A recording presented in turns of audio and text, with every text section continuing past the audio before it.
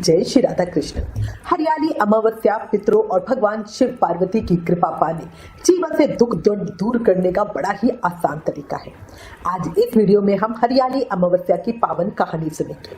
सुबह पूजा करते हुए ये कहानी जरूर सुने। शिव कृपा, माँ पार्वती की करुणा और पितरों का आशीर्वाद जरूर मिलेगा। चलिए प्रेम से शुरू करते हैं। बहुत समय पहले की बात है। एक सुंदर और समृद्ध राज्य था। उस राज्य का राजा बहुत ही सुखी और संपन्न था। उसका विशाल महल था। परिवार में सभी लोग प्रेम से रहते थे और प्रजा भी अपने राजा से प्रसन्न थी। राजा का एक पुत्र था, उसका विवाह हो चुका था। राजा की पुत्र वधू बहुत सुंदर और सरल स्वभाव की थी। महल में उसका जीवन सुख से बीत रहा था। राजमहल में हर दिन तरह तरह के पकवान बनते, मिठाइयाँ बनती, मेहमानों के लिए अलग अलग प्रकार के भोजन तैयार किए जाते और रसोई में हमेशा खाने पीने की चीजें मौजूद रहती। एक दिन राजा की पुत्र वधू रसोई में गई। वहां उसने एक थाली में स्वादिष्ट मिठाइयां रखी हुई देखी। मिठाइयों को देखकर उसका मन ललचा गया।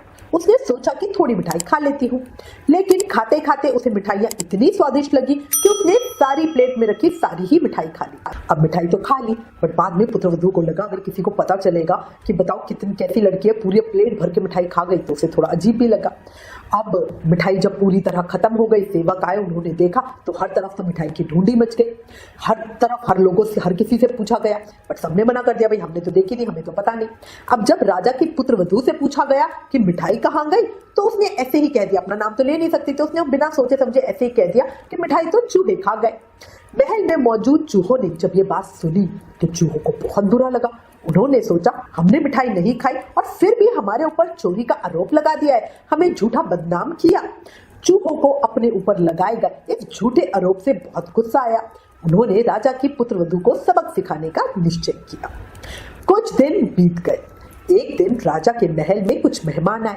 उनके ठहरने के लिए महल में अलग अलग कमरों में व्यवस्था की गई। सेवक मेहमानों के कमरे की साफ सफाई और उनकी जरूरत का ध्यान रखने में लग गए थे। चूहों ने जब मेहमानों को महल में आते देखा तो उन्होंने सोचा कि यही अवसर है। उन्होंने राजा की पुत्रवधू से बदला लेने की योजना बनाई। रात के समय चूहों ने राजा की पुत्रवधू की साड़ी चुरा ली। वो उस साड़ी को लेकर अतिथि के कमरे में पहुंच गए और वहां उसे रख दिया। सुबह जब सेवक अतिथि के कमरे की सफाई करने पहुंचे तो उनकी नजर उस साड़ी पर पड़ी। साड़ी को देखकर लोगों के मन में तरह तरह के सवाल उठने लगे, क्योंकि थी तो वो पुत्रवधू की इतनी महंगी साड़ी, पता चलता है। अब धीरे धीरे ये बात महल में फैल गई। लोग आपस में बातें करने लगे और राजा की पुत्रवधू के चरित्र पर संदेह करने लगे। और इस तरह की बातें तो जंगल की आग की तरह फैलती है।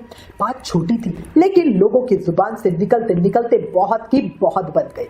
किसी ने राजा से जाकर कहा कि महल में ऐसी बातें सामने आ रही हैं जिससे राजा की पुत्रवधू के चरित्र पर सवाल उठ रहे हैं। राजा ने जब ये बात सुनी तो वो बहुत दुखी हुए, क्रोधित भी हुए। उन्होंने पूरी बात की गहराई से जांच किए बिना अपने पुत्रवधू पे संदेह कर लिया। राजा ने उसे बुलाकर कठोर शब्दों में कहा कि उसके कारण पूरे राज परिवार की प्रतिष्ठा को ठेस पहुंची है। राजा की पुत्रवधू बड़ी दुखी हुई। उसने अपनी सफाई देने की कोशिश की और कहा कि उसने कोई गलत कार्य नहीं किया है, लेकिन राजा के मन में संदेह इतना बढ़ चुका था कि उसने उसकी बात पर विश्वास ही नहीं किया, ढंग से उसकी बात सुनी ही नहीं। अंत में राजा ने अपनी पुत्रवधू को महल से बाहर जाने का आदेश दे दिया। जिस बहू ने कुछ समय पहले उस महल में सुख और सम्मान के साथ जीवन बिताया था, वही आज अकेली महल के बाहर खड़ी थी। उसके पास ना धन था, ना कोई सहारा और ना ही रहने के लिए कोई घर। वो मन ही मन बड़ी दुखी हुई, लेकिन उसने भगवान पर अपना विश्वास नहीं छोड़ा। महल से निकलकर वो एक छोटी सी झोपड़ी में रहने लगी। जीवन उसका अब बहुत कठिन हो चुका था। राजमहल की सुख सुविधाओं की जगह अब छोटी सी झोपड़ी, जिसका सारा काम उसे खुद करना पड़ता। महल के स्वादिष्ट भोजन की जगह साधारण सा रूखा सूखा भोजन, जो भी 2-4 दिन में उसे मिलता। लेकिन उसके मन में भगवान के प्रति श्रद्धा हमेशा बनी रही। उस झोपड़ी के पास एक पीपल का पेड़ था। राजा की पुत्रवधू रोज उस पीपल के पेड़ के नीचे जाती, वो पेड़ के पास साफ सफाई करती, वहां दीप जलाती और भगवान का नाम जाप करती। वो श्रद्धा से पूजा करती और गुड़ धानी का भोग लगाती। पूजा पूरी करने के बाद वो प्रसाद लोगों में बांट देती। उसके पास ज्यादा धन तो था नहीं, फिर भी जितना उसकी सामर्थ्य में होता उतना वो भगवान की सेवा में लगाती रहती। वो किसी से अपने दुख की शिकायत नहीं करती थी। वो मन ही मन भगवान से यही कहती, हे प्रभु, मैंने कोई गलत काम नहीं किया, मेरे मन में किसी के लिए कोई बुरा भाव नहीं है, आप सब जानते हो। मुझे न्याय एक दिन जरूर मिलेगा, मुझे आप पर पूरा विश्वास है। दिन बीतते गए। सुबह होती तो वो पीपल के पेड़ के पास जाती, दीप प्रज्वलित करती, भगवान का नाम जाप करती, गुड़धानी का भोग लगाती और फिर प्रसाद सब में बांट देती। धीरे धीरे यही उसकी दिनचर्या ही बन गई। उधर राजा अपने महल में रह रहा था, लेकिन उसके मन में अपने पुत्र वधू को लेकर हुई सारी घटना की कहीं ना कहीं कोई ना कोई जिज्ञासा बनी हुई थी। एक दिन राजा किसी काम से महल से बाहर जा रहा था। रास्ते में उसका रथ उसी स्थान के पास से गुजरा जहां वो पीपल का पेड़ था। राजा की नजर अचानक उस पेड़ की तरफ गई। उसने देखा कि पीपल के पेड़ के आसपास रात के समय भी कैसे दीपों की रोशनी जगमगा रही है। राजा को यह दृश्य देखकर बड़ा ही आश्चर्य हुआ। उसने सोचा कि इस सुनसान स्थान पर इतनी रोशनी कैसे हो रही है। उसने अपने सैनिकों को आदेश दिया कि वो वहां जाके पता लगाए कि उस पेड़ के नीचे इतनी रोशनी क्यों है। सैनिक राजा की आज्ञा सुनकर उस पेड़ के पास पहुंचे। वहां पहुंचकर उन्होंने जो देखा उससे वो आश्चर्यचकित हो गए। पेड़ के नीचे कई दीप प्रज्वलित हो रहे थे, पर आश्चर्य की बात ये नहीं है। आश्चर्य की बात यह है कि दीपकों के बीच में आपस में बातचीत हो रही थी। सैनिक थोड़ी दूर पर खड़े होकर उनकी बातें सुनने लगे। एक दीपक अपनी कहानी बता रहा था, दूसरा दीपक अपनी बात कह रहा था। इसी बीच एक दीपक ने कहा, मैं राजा के महल से आया हूँ।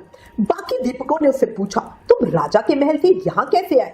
तब उस दीपक ने कहा, राजा के पुत्रवधू को महल से निकाल दिया गया था। वो अब इसी पीपल के पेड़ के नीचे रोज मेरी पूजा करती है। वो मुझे श्रद्धा से जलाती है और भगवान का स्मरण करती है। दूसरे दीपकों ने पूछा, लेकिन राजा की पुत्रवधू को महल से क्यों निकाल दिया गया? तब उस दीपक ने पूरी बात सच सच बता दी। उसने कहा, एक दिन राजा के पुत्रवधू ने महल में रखी सारी मिठाइयां खा ली। जब उससे पूछा गया कि मिठाई कहाँ गई, तो उसने ऐसे ही कह दिया कि मिठाई तो चूहे खा गए। और चूहों ने ये बात सुन ली और उन्हें पुत्रवधू में बहुत क्रोध आया और उन्होंने बदला लेने के लिए उसकी साड़ी चुराकर अतिथि के कमरे में रख दी। सुबह जब लोगों ने वो साड़ी अतिथि के कमरे में देखी तो राजा की पुत्रवधू के चरित्र पर संदेह करने लगे। राजा ने भी बिना सच्चाई जाने उस पर विश्वास नहीं किया और उसे महल से निकाल दिया। अब ये बात सुनकर वहां मौजूद सभी दीपक शांत हो गए। सैनिक भी ये पूरी बात सुनकर बड़ा हैरान थे। उन्हें समझ आ गया कि राजा की पुत्रवधू के साथ अन्याय हुआ है। वो तुरंत महल लौटे। महल पहुंचकर उन्होंने राजा को सारी बात बताई। उन्होंने कहा, महाराज, जिस स्त्री को आपने दोषी समझकर महल से निकाल दिया था उसके साथ अन्याय हुआ है। हमने पीपल के पेड़ के पास रखे दीपकों की सारी बात पूरी घटना सुनी है। चूहों ने मिठाई वाली बात का बदला लेने के लिए पुत्रवधू की साड़ी अतिथि के कमरे में रख दी थी। आपके पुत्रवधू का चरित्र निर्दोष है। सैनिकों की बात सुनकर राजा स्तब्ध रह गए। उसे अपनी गलती का एहसास हुआ। राजा ने सोचा उसने बिना पूरी सच्चाई जाने अपनी पुत्रवधू पे संदेह कर लिया। ये बहुत ही गलत बात है। उन राजा के मन में बड़ा ही पश्चाताप हुआ। उसने तुरंत सैनिकों को आदेश दिया कि उसकी पुत्रवधू को ससम्मान वापस महल में लाया जाए। सैनिक झोपड़ी के पास पहुंचे और राजा का संदेश पुत्रवधू को सुनाया। राजा की पुत्रवधू को जब पता चला कि राजा को सच्चाई का पता चल गया है और उसे वापस महल बुलाया गया है, तो उसकी आंखों में खुशी के आंसू आ गए। लेकिन ये आंसू दुख के नहीं थे, ये भगवान के प्रति कृतज्ञता के आंसू थे।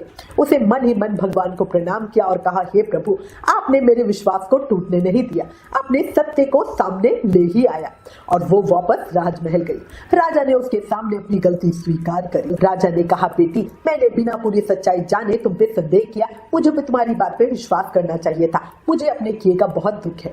राजा की पुत्रवधू ने राजा को प्रणाम किया। उसने मन में किसी के लिए बैर नहीं रखा।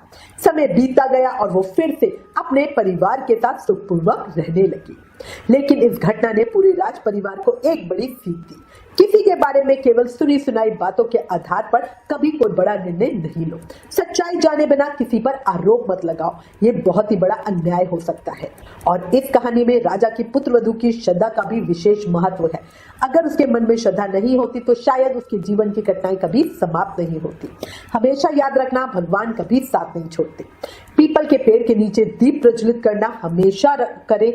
यहाँ पे पितरों की कृपा हमें मिलती है, भगवान लक्ष्मी नारायण का साथ हमें मिलता है। हरियाली अमावस्या की इस व्रत कथा को श्रद्धा से सुनने और भगवान का स्मरण करने की परंपरा इसी विश्वास से जुड़ी है। हे लक्ष्मी नारायण भगवान, हे मेरे भोलेनाथ, हे पीपल के देव, हे भगवान, जिस प्रकार आपने राजा की पुत्रवधू की श्रद्धा और सत्य की रक्षा की, उसी प्रकार अपने सभी भक्तों के जीवन से दुख और अन्याय दूर करें। हम सब पर अपनी कृपा बनाए रखें। इस कहानी को कहते सुनते हुकारा भरते हर किसी के घर में सुख शांति बनाए रखना, परिवार में प्रेम बना रहे, पूर्वजों का आशीर्वाद बना रहे और हर व्यक्ति को सत्य और धर्म के मार्ग पर चलने की शक्ति मिले। हर हर महादेव। राधे राधे।